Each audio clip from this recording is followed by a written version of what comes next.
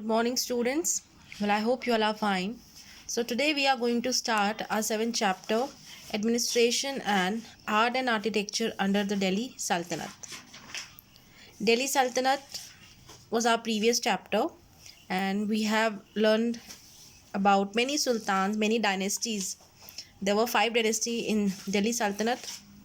So, here in this chapter, we will like in detail we have to study about उनका administration कैसा था, उनका art, उनका architecture किस चीज़ों से इन्फ्लुएंस था या कौन कौन सी जगह से इन्फ्लुएंस था, उसके बारे में हम इस चैप्टर में पढ़ेंगे.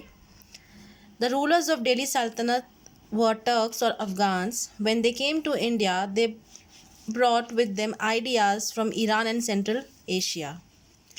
दिल्ली सल्तनत में 5 डायनेस्टीज़ थी एंड जितने भी रूलर्स उसमें रहे हैं वो सब के सब टर्क्स थे और Afghans. And when they came to India they brought the ideas from Iran and Central Asia. They modeled themselves one of the emperor of Iran, and this was manifested in their administrations and other spheres of life. And when people जिस जगह से आते हैं अपने साथ वहाँ का culture, वहाँ की बहुत सारी चीज़ें, चाहे वो सोच हो या आइडियाज़, उन सबको अपने साथ लेके आते हैं.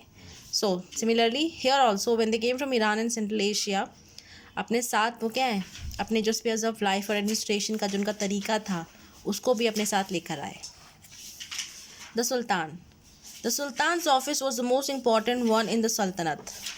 सुल्तान का जो ऑफिस है द किंग, उनका जो ऑफिस है, this is the most important one in सल्तनत. Most of the sultan however keep up the pretence of regarding the khalif as the legal sovereign, khalif in the sense head, as the legal sovereign, while they were themselves his representatives. So they included the name of Khalif in Qutbah and the Sikha was and adopted their indicatives to their subordinates' position to the Khalif. Sultans from time to time of Balban starting claiming that they have divine powers, also known as divine theory of kingship. They call themselves as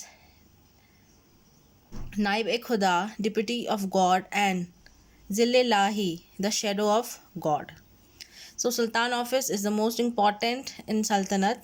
इसके अलावा खलीफ जो king, जो leader है, इन्हीं के नाम से पूरे स्टेट्स को चलाया जाता था एंड इन्हीं के नाम पे सिक्के, जो कॉइन्स थी, करेंसी, उन्हीं को अडॉप्ट किया जाता था. कुतबा इन द सेंस फैमिली से है यहाँ पर. दिल्ली सल्तनत में जो बलबन, हमने इनके बारे में पढ़ा था, he used to claim that he has some divine power, कुछ सुप्रीम पावर्स या डिवाइन पावर्स इनके पास हैं और इसीलिए उनको divine theory of kingship, Balban को उस नाम से जाना जाता है. इसके अलावा they used to call themselves नाइब खुदा, डिप्यूटी ऑफ गॉड, और जिल्लाही या शेडो ऑफ गॉड.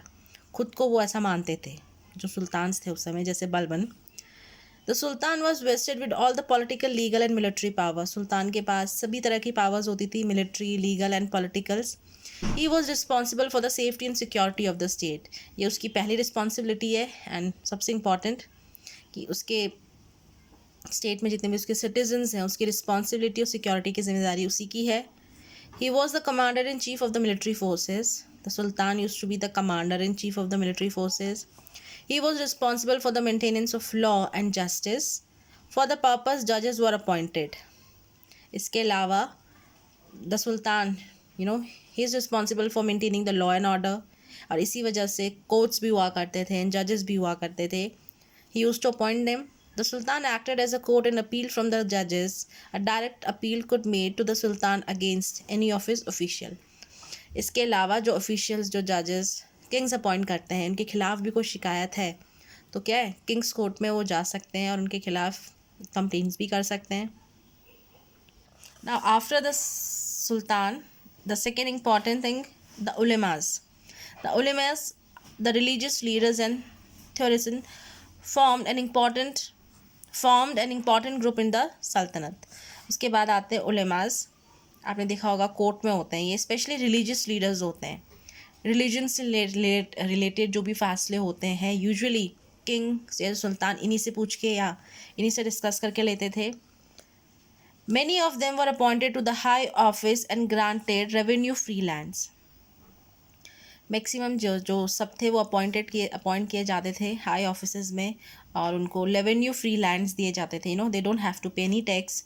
दो the sultan consulted the ulemas yet they did not allow them to dictate the policy of the state. जो सुल्तान है वो हमेशा इनसे कंसल्ट करके फैसले लिया करता था, लेकिन फिर भी क्या है, ulemas they don't have the power over the policies of the states.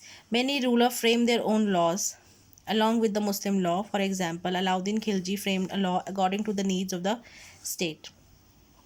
जो बहुत सारे रूलर्स हैं उन्होंने खुद अपने अपने लॉ बनाए हैं, जैसे एक अलाउद्दीन खिलजी ने, और स्टेट्स की क्या क्या नीड्स हैं उसके हिसाब से उन्होंने लॉ चेंजेस किए हैं, नए लॉ भी इम्प्लीमेंट किए हैं.